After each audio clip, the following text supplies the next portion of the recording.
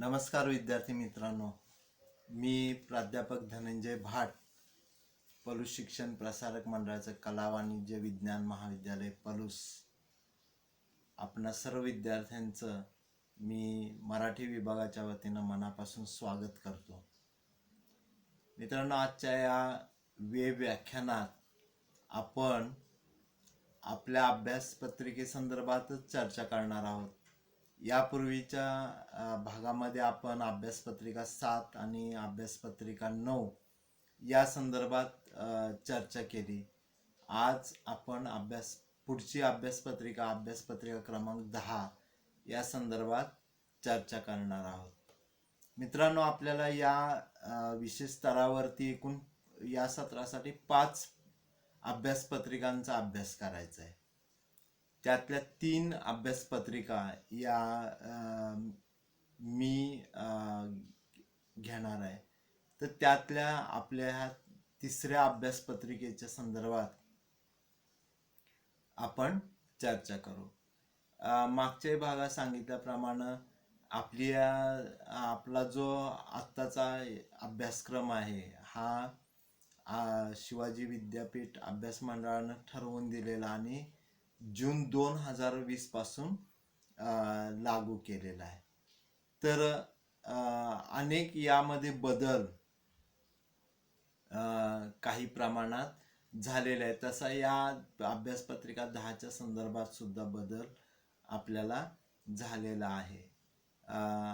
आणि हे होण्याचं कारणही आपल्याला लक्षात घेता येतं की आपण भाषेचा किंवा साहित्याचा अभ्यास करतो, पण या भाषेचा किंवा साहित्याचा अभ्यास केल्यानंतर मला अर्थार्जनासाठी किंवा रोजगाराची, व्यवसायाची काय संधी आहे हाही प्रश्न येतो. कारण शेवटी पोटाचा प्रश्न कुणालाच चुकलेला नाही. कारण आपण पदवी घेतली तर पदवी घेतल्यानंतर मग पुढे काय, व्यवसाय करायचा, नोकरी करायची, काय नेमकं करायचं, हे आपले प्रत्येकाचे वेगळे वेगळे मार्ग निर्णय असतात. पण त्याला मी ज्याचा अभ्यास केला आहे ते किती सहाय्यभूत ठरेल हा विचार आपल्या मनात डोकावतो. म्हणजे मी हा अभ्यास का करावा असाही प्रश्न आपल्याला पडतो. मध्यंतरी अनेक वेळेला असं झालेलं आहे की कला शाखा, मग त्यातनं रोजगाराची संधी काय, असे अनेक प्रश्न मध्ये लोकांनी उपस्थित केले होते. आणि त्यातून अनेक विद्यापीठांनी सुद्धा आपल्या अभ्यासक्रमाच्या रचनेमध्ये बदल करताना कौशल्याधिष्ठित किंवा विद्यार्थ्यांना काही संधी मिळतील ते दाखवण्याचा एक मार्ग या दृष्टीनं अभ्यासक्रमात काही गोष्टी नव्यानं आणल्याने आता आपण पाहतो की आपण सध्या नवीन तंत्रज्ञानाच्या युगात वावरतोय. आणि या तंत्रज्ञानाचा वापर करून आपल्याला आपलं जगणं हे अधिक कसं चांगलं सुसह्य करता येईल याकडे सगळेजण पाहताना दिसतात. आता हेच बघा की आपण आज जे एकमेकाशी प्रत्यक्ष न भेटता या आभासी तंत्राद्वारे आपण एकमेकाशी संवाद साधतोय, एकमेकाशी चर्चा करतोय. तर अशी जी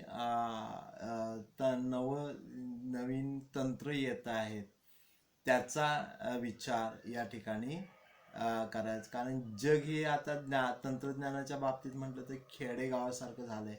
कुठूनही कोणीही आपल्याशी क्षणात संपर्क साधू शकतो. म्हणजे भाषा हे जसं संदेशाचे देवाणघेवाणाचं एक महत्त्वाचं साधन माणसानं विकसित केलं, तसं आता हे तंत्रज्ञान किंवा तंत्रज्ञानाची नवी भाषा माणसानं विकसित केलेली आहे. आणि त्याचा उपयोग आपल्याला करता येईल. शिवाय इतरही काही कौशल्ये आपल्याला आपल्या मराठी भाषेच्या माध्यमातून शिकून काही अर्थार्जन करता येईल असा विचार करून काही विद्यापीठांमध्ये स्वतंत्रपणे 6 महिने, वर्षाचे असे कोर्सेस किंवा डिप्लोमा कोर्स म्हणून स्वतंत्रपणे, म्हणजे एखादा विद्यार्थी सायन्स शाखेचा असेल किंवा विज्ञान शाखेचा,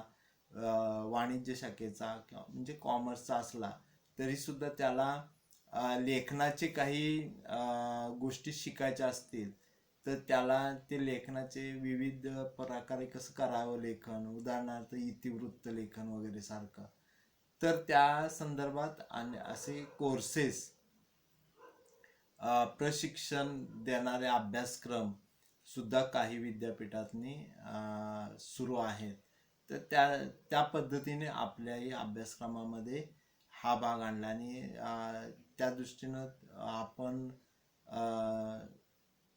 ही आता या गोष्टी लक्षात घेऊ शकतो आणि त्याचाच विचार करताना जसं मी सांगितले की हे जे करतो आपण त्यावेळेला त्याचे जे उद्दिष्ट आहेत त्या उद्दिष्टांवरती चर्चा करताना इथे सर्जनशीलतेचा विचार केलेला आहे, त्याचबरोबर वैचारिक लेखनाचा केलेला आहे.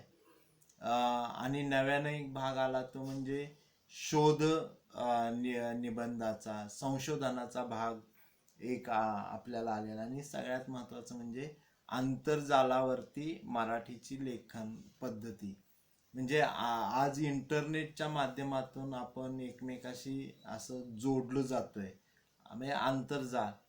तर ह्या आंतरजालावरती मराठीमध्ये काय काय करता येतं त्याचा विचार या अंतर्गत आपल्याला करायचा आहे. तर त्याचंच आता इथे 4 विभागामध्ये अभ्यासक्रम आहे. तर विभाग 1 जो आहे तो सर्जनशील लेखनाचा आहे. तर यामध्ये सर्जनशील लेखन म्हणजे काय, संकल्पना, स्वरूप आहे. तर त्याच्यात कथा हा भाग आहे. म्हणजे आता सर्जनशील कोण असतं तर कलावंत, लेखक, नाटककार, साहित्यिक, कवी हे जे आहे ते सर्जनशील आहे, नवनिर्मिती करतात. सर्जन म्हणजे काय, नवनिर्माण करणं. तर त्यामध्ये मग कोणी कथा लिहितं, कोणी कविता लिहितं, कोणी कादंबरी लिहितं. तर आपण एक कथा जरी म्हटलं तर कथा काय असते ती आपणही लिहू शकतो, आपणही लेखक साहित्यिक होऊ शकतो, आपणही नवनिर्मिती करू शकतो. या अनुषंगानं कथेचं एक जे आकृतीबंध असतो, ढाचा, त्याचं स्वरूप समजून घेण्यासाठी कथा, संकल्पना, स्वरूप, कथेचे घटक, प्रात्यक्षिकासह कथालेखन असा हा पहिला घटक आपल्याला अभ्यासासाठी आहे. त्यानंतर विभाग 2 मध्ये वैचारिक लेखनाचा भाग आहे. वैचारिक लेखनामध्ये ते कशा पद्धतीने केलं जातं, संकल्पना आणि स्वरूप, वैचारिक लेखनाची पद्धती, वैचारिक लेखनाचे प्रकार, प्रात्यक्षिकासह वैचारिक लेखन. आता इथे सुद्धा वैचारिक लेखन म्हणून आपण फार गडबडून जायची गरज नाही. आपण साधं उदाहरण सांगतो, वर्तमानपत्र नेहमी वाचतो. त्या वर्तमानपत्रामध्ये जे संपादकीय असतात किंवा जे स्तंभलेख येतात, म्हणजे केवळ वर्तमानपत्रात बातम्या नसतात किंवा जाहिराती नसतात, काही अग्रलेख असतात, संपादकीय असतं, काही स्तंभलेखन करणारे असतात. तर त्यांनी एखाद्या विशिष्ट विषयावर ते लेखन केलेलं असतं. रविवारच्या ज्या पुरवण्या असतात त्या वेगवेगळ्या वर्तमानपत्राच्या, त्यामध्ये जे लेखन आलेलं असतं त्यात आपल्याला हे वैचारिक लेखन दिसतं. आता उदाहरण द्यायचं झालं तर टिळकांचं, लोकमान्य टिळकांनी केसरी हे वृत्तपत्र त्यांनी काढलं आणि त्यामध्ये त्यांचे जे लेख होते ते त्या लेखांचं स्वरूप हे वैचारिकच आपण म्हणतो. वैचारिक स्वरूपाचं लेखनच त्यांनी त्यामध्ये केलं, एक विचार पेरणं असं त्याचं स्वरूप असतं. ते समाजासाठी प्रेरक, समाजाला मार्ग दाखवणारं, समाजाला दिशा दाखवणारे असे काही जे विचारवंत मांडतात, ते जे लेखन आहे ते कशा स्वरूप, आपल्याकडे खूप हा जो आधुनिक कालखंड आहे, या आधुनिक कालखंडामध्ये वैचारिक लेखनाची एक परंपराच आहे. अगदी आगरकर टिळकांपासून आंबेडकरांपर्यंत ही परंपरा आहे, तिथून पुढेही ती चालत आलेली आहे. तर ह्या पद्धतीचं लेखन आपण कसं करायचं त्याचा विचार या मध्ये आहे, आणि त्यासाठी प्रात्यक्षिकी आहे. तर इथे आपण एखाद्या विषयावरती आता सध्या कोरोना सारखा संसर्गानं सगळं मानवी आपल्या जीवनाचे संदर्भच बदलून टाकले. मग अशा वेळेला आपण ज्यावेळेला आपल्या जगण्याविषयी जीवनाविषयी चिंतन करतो, काय बदल व्हायला लागलाय, माणसं कशी वेगळ्या पद्धतीने आता जगायला लागलेत. आपण एकमेकाशी मुक्तपणे समोरासमोर संवाद करू शकत नाही, एकमेकाला भेटू शकत नाही. तर हे जे संदर्भ आपल्या जगण्याचे बदलत चाललेले आहेत, त्याविषयी ज्यावेळेला आपण लेखन करू त्यावेळेला तिथे तुम्ही एक विचार घेऊन येणार आहात. तर असं वैचारिक लेखन आपण वेगवेगळ्या घटना प्रसंगांच्या अनुषंगानं करू शकतो. तर तो भाग इथे आहे. त्यानंतर चा जो महत्वाचा भाग आहे की शोध निबंध प्रकल्प लेखन या विषयावरती, हा खरं तर अत्यंत आपल्याला आत्ताच्या काळात महत्वाचा भाग आहे. की भारत हा देश संशोधनामध्ये पूर्वीपासून अग्रेसर आहे. म्हणजे आपण शून्याचा शोध हे संशोधनच आहे. शून्याचा शोध हे संशोधन आहे. किंवा नासा सारख्या अंतराळ जे कार्यक्रम ठरवतं त्यामध्ये काम करणारे जे संशोधक आहेत ते भारतीय आहेत. तर हे वेगवेगळ्या क्षेत्रात संशोधन होत असतं. प्रत्येक क्षेत्रात, वैद्यकीय क्षेत्रात आहे, विज्ञानात आहे, सगळीकडे आज संशोधन होतंय. आणि हे आपल्याला खूप मोठं स्वतःचं करिअर घडवण्याचं माध्यम आहे. म्हणजे आपण एखाद्या गोष्टीवर संशोधन केलं तर त्यांनी जे आपला नावलौकिक होईल तो इतर कुठल्याही गोष्टीनं होणारा नाही. म्हणजे जग आपल्याकडे पाहू शकतं. एका वेगळ्या पद्धतीनं आपण वेगळं संशोधन जर जगासमोर आणलं तर आपल्या मराठी भाषेच्या अनुषंगानं, साहित्याच्या अनुषंगानं आपल्याला काय संशोधन करता येईल, काय प्रकल्प राबवता येतील. आता अलीकडे मुंबई विद्यापीठानं तिथे विद्यार्थ्यांसाठी कोकणी जी भाषा आहे, म्हणजे मुंबई हा कोकण पट्टा आहे. मुंबई, ठाणे, रायगड, रत्नागिरी, सिंधुदुर्ग, पालघर हे जे जिल्हे आहेत, या सगळ्या कोकण किनारपट्टीत जी भाषा बोलली जाते त्या भाषेचं वेगवेगळे प्रत्येक भागात वेगवेगळ्या पद्धतीनं ती भाषा समोर येताना दिसते. तर त्याचं संकलन करणं, त्यावरती अभ्यास करणं, तर असं एक प्रकल्प मोठा त्यांनी घेतलेला आहे. गोवा विद्यापीठामध्ये तिथे मराठी पण आहे आणि कोकणी भाषा आहे. तर मराठी कोकणी अशा संदर्भाने कोकणीविषयी तिथं काम आपल्याला चाललेलं दिसतं. तर भाषेवरती खूप आपल्याला काम करता येतं, साहित्यावरती काम करता येतं. साहित्यात केवळ लिखित साहित्य नाही, मौखिक साहित्य, म्हणजे ज्याला अलीकडे आम्ही म्हणजे लोकसाहित्य म्हणतो, लोककथा, लोकगीत वगैरे त्यामध्ये येतात. तर त्या साहित्याचा अभ्यास किंवा बोली भाषांचा अभ्यास, बोलींचा अभ्यास, असे वेगवेगळे क्षेत्र आज संशोधनाची मराठी भाषा आणि साहित्यामध्ये आपल्याला उपलब्ध आहेत किंवा खुली झालेत म्हणून. आणि त्याकडे लक्ष देणंही गरजेचं आहे. जागतिकीकरणामध्ये आज अनेक बोली नामशेष व्हायला लागलेत. म्हणजे कालांतरानं भाषा पण ज्या काही आहेत त्या नामशेष होतील की काय अशी शंका यायला लागली. तर संशोधन आपण या आपल्या अभ्यासाच्या माध्यमातून करू शकतो. पण त्याची जी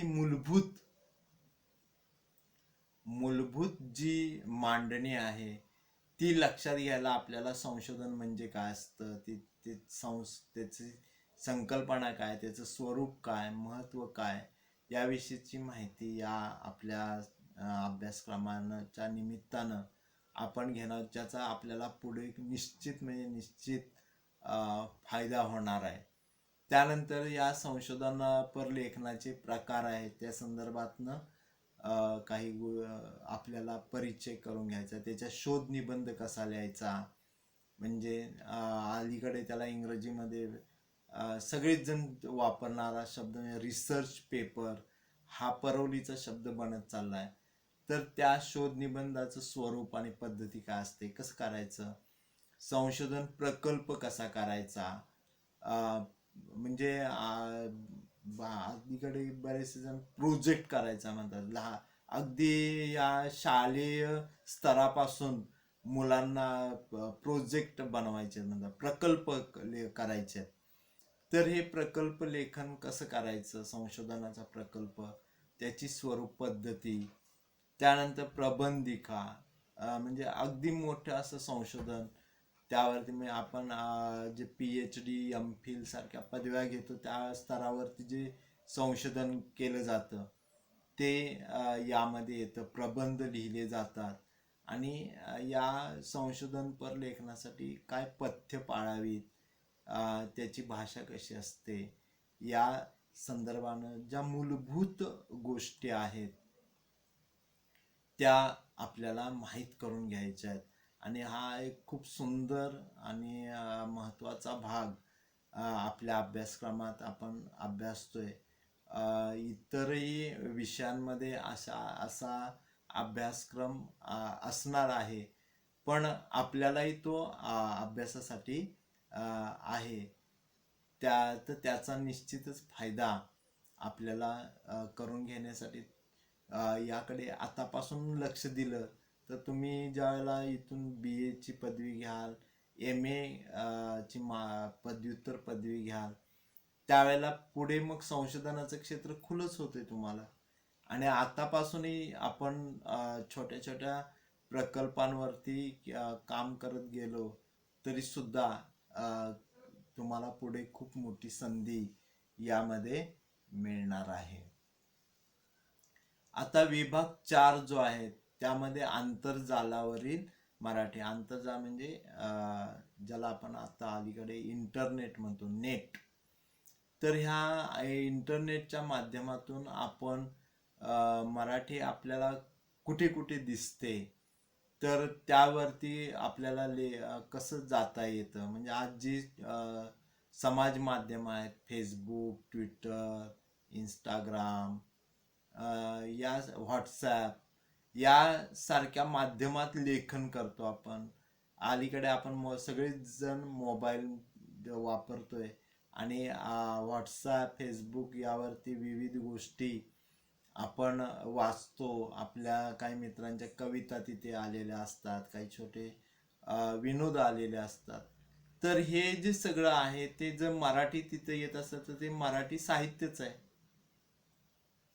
आणि मग हे जे लेखन आहे ते किती प्रमाणात होतंय त्या संदर्भात आपणही तिथे मराठीत लेखन आंतरजालावरती करू शकतो. म्हणून आंतरजालावरील मराठी विषयक लेखनाचं स्वरूप काय आहे, त्याचं लेखन करायचं. त्यानंतर विश्वकोश, विकिपीडिया यामध्ये जे लेखन केलं जातं तेही आपल्याला इथे महत्त्वाचं आहे. त्यानंतर नोंदी लेखन, नोंद करण्यासारखं लेखन आंतरजालावरती आपण म्हणजे आपल्याला कुठली माहिती असली की लगेच आपण गुगल सर्च इंजिनवर जातो, गुगलवर जाऊन सर्च करतो. पण ती जी माहिती आहे ती मग गुगल आपल्याला विकिपीडियाच्या माध्यमातून देऊ शकतं. मग ही माहिती उपलब्ध होताना ती कोणीतरी तिथं अगोदर देत असतं. तर असं आपल्याला आपल्या गावाविषयी, आपल्या परिसराविषयी, इतर जी म्हणून आपल्याला नवीन माहिती आहे ती आपल्याला इतरांना सांगावीशी वाटते ती आपण तिथे मांडू शकतो आंतरजालावरती, आणि त्यातनं मराठी भाषेचा आपला विकास होणार आहे, मराठीचं संवर्धन होणार आहे, जगातल्या कानाकोपऱ्यापर्यंत आपल्याला पोहोचता येतं.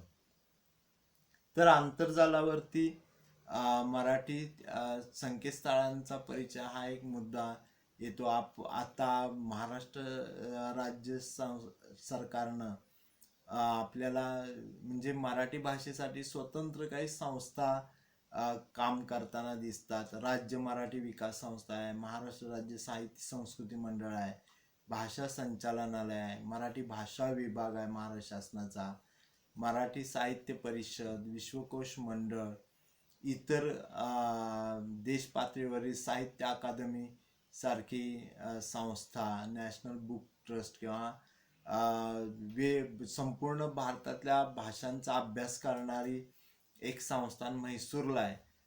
तिथे सुद्धा भाषेवरती काम होताना दिसतं.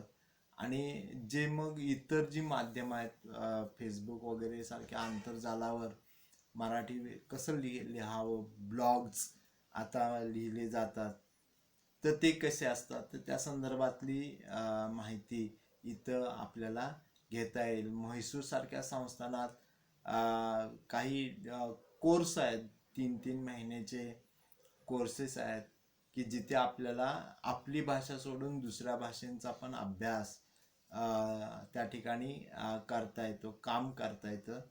तर असा देश पातळीवरती महाराष्ट्र शासन म्हणजे आपल्या राज्य सरकारच्या पातळीवरती काम चालू, म्हणजे जे मराठीविषयी काम आहे त्या संदर्भातली माहिती आपल्याला इथे घ्यायची आणि ह्याच्यात काम करायला आपल्याला पण चांगली संधी मिळू शकते. हे मित्रांनो विसरू नका की इथे हमखास संधी आपल्याला उपलब्ध आहे. पण त्या संधी मिळवण्यासाठी काय करायला पाहिजे त्या गोष्टी आपण समजून घेतल्या तर हा भाग काही अडचणीचा नाही. त्यानंतर प्रश्नपत्रिकेच्या स्वरूपामध्ये आपण ज्या अगोदरच्या प्रश्नपत्रिका बघितल्या त्या पद्धतीनंच हाही भाग आहे की 40 गुणांची प्रश्नपत्रिका आहे, 10 गुणांसाठी आपल्याला सेमिनार आहे. प्रश्न जो एक आहे तो योग्य पर्याय निवडा, अंतर्गत विकल्पासह दीर्घोत्तरी प्रश्न, अंतर्गत विकल्पासह लघुत्तरी थोडक्यात, त्यात 3 पैकी 2 लिहायचे आहेत आणि टिपा 4 पैकी 2 लिहायचे आहेत. त्यांचं गुणांकने पहिल्या प्रश्नाला 5 गुण आहेत, दुसरा 15 गुण आहेत, तिसऱ्या प्रश्नासाठी 10 गुण आणि चौथ्यासाठी 10 गुण आहेत. आणि अंतर्गत मूल्यमापन जे आहे त्यात सेमिनारसाठी स्वतंत्र 10 गुण. फक्त इथे एक सूचना आहे ती लक्षात ठेवा, जो विभाग चौथा जो आहे, आत्ता आपण जो आंतरजालावरील मराठी संदर्भात पाहत होतो, तर त्यामध्ये आपल्याला प्रश्न विचारताना 4 पैकी जे 2 लिहायचे आहेत, तर त्यातले 2 प्रश्न जे आहेत 4 मधले ते उपयोजनावरती असतील. म्हणजे तुम्ही एखादा ब्लॉग लिहा किंवा विकिपीडियासाठी एखादी माहिती लिहा, यासारखे प्रश्न तिथे असण्याची शक्यता नाकारता येत नाही. पण उपयोजन म्हणजे आपण एवढं शिकतो, आपण एवढा अभ्यास करतो, तर मला ते करता आलं पाहिजे, मला ते वापरता आलं पाहिजे. म्हणजे आता अलीकडे म्हणजे आपल्या मराठी विश्वकोश मंडळानं गुगलवरतीच विश्वकोश ॲप निर्माण केलेला आहे, मराठी विश्वकोश.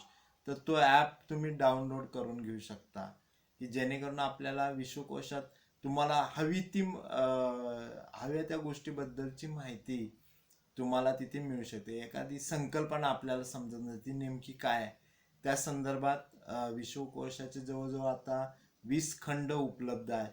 तर त्या 20 खंडातली माहिती त्यावर ॲपमध्ये असणार आहे. तर मराठी विश्वकोश जो आहे त्याचा ॲप तुम्ही डाउनलोड करून आपल्या मोबाईलमध्ये घेऊ शकता आणि त्याचाही आपल्याला उपयोग या ठिकाणी म्हणजे जे ज्ञान आहे या आंतरजालावरती ते अफाट आहे. आणि त्याच्यात एक म्हणजे असा सर्वे झाला आहे की त्याच्यात सगळ्या भाषेतनी लेखन होतंय. म्हणजे आपल्या भारताचा विचार केला तर नेटवरती बंगाली ही पुढे आहे, बंगाली भाषा. त्यानंतर हिंदी, कन्नड या भाषा आहेत.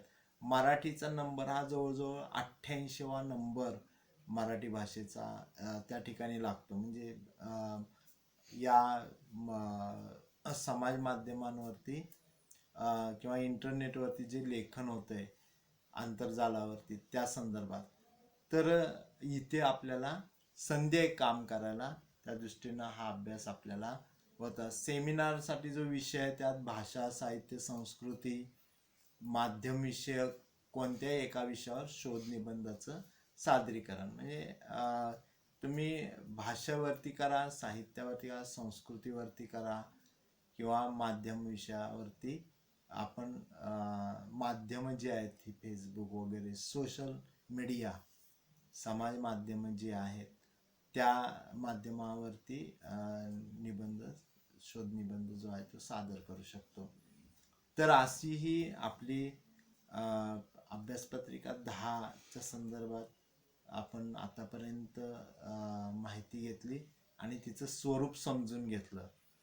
तर सगळ्या 5ही अभ्यासपत्रिका ह्या आपल्याला खूप चांगल्या पद्धतीने अभ्यासता येतील अशीच मांडणी या सगळ्या अभ्यासपत्रिकांची झालेली आहे. तुम्ही माझं आतापर्यंत ऐकून घेतलं. मित्रांनो, आपण आता पुढच्या याच्यामध्ये प्रत्येक घटकावरती हळूहळू अशीच आपण माहिती घेत चर्चा करणार आहोत. तर परत आपण भेटूया आणि त्यासाठी पुन्हा घरी राहा, सुरक्षित राहा. कोरोनाचा काळ आहे आणि पुन्हा एकदा मी आपल्या सर्वांना माझं ऐकल्याबद्दल धन्यवाद देतो.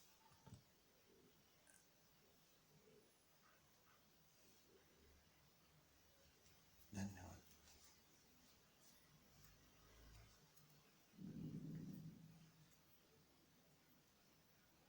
शेवटी गडबड झाली, थांबलो.